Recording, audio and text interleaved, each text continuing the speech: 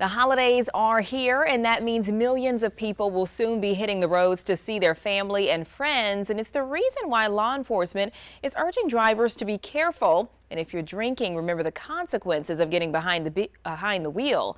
Here's Lance Corporal Tyler Tidwell with the State Highway Patrol. If you've had too much to drink, just come up with a plan. Just don't put the keys in ignition. Don't turn them. Don't drive. Call a friend. Just do something else. Well, the National Highway Traffic Safety Administration says every day more than 30 people around the country are killed in drunk driving crashes. That's roughly one person every 45 minutes, according to that organization.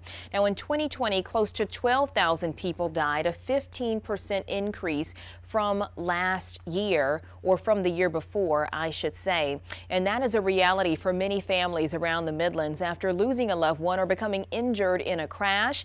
Our Zoe Henry heard stories from those affected as part of the annual Mothers Against Drunk Driving Vigil. Take a listen.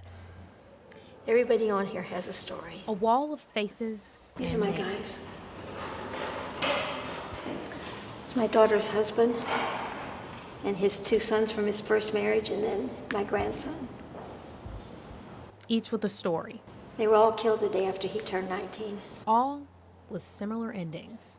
I am a mother against drunk driving. My son was killed 7 years ago at the hands of an underage drunk driver. According to Moms Against Drunk Driving, or MAD, this is a small representation of an unfortunate statistic in South Carolina.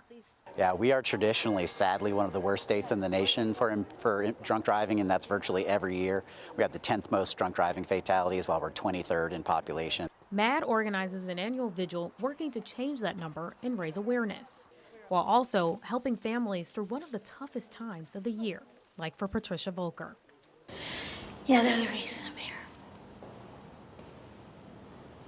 That was in 2010.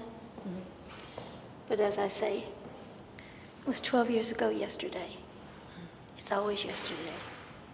Hoping to bring healing to a story that otherwise brings pain.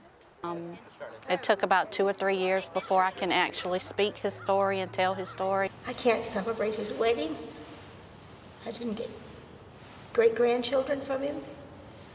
I couldn't say that he was a lawyer or a doctor or an accountant or what. In Lexington, Zoe Henry, News 19, WLTX. Well, the National Highway Traffic Safety Administration says before you have a gathering, choose a friend or loved one who isn't drinking to become that designated driver. You can also use those ride-sharing apps like Uber and Lyft to get you on your way, as well as a taxi service if you live within the area of one. Now, the administration does add that you should always make sure you don't let a loved one who is drinking get behind the wheel, and you should really offer to take their keys if they're attempting to make sure they get home safely.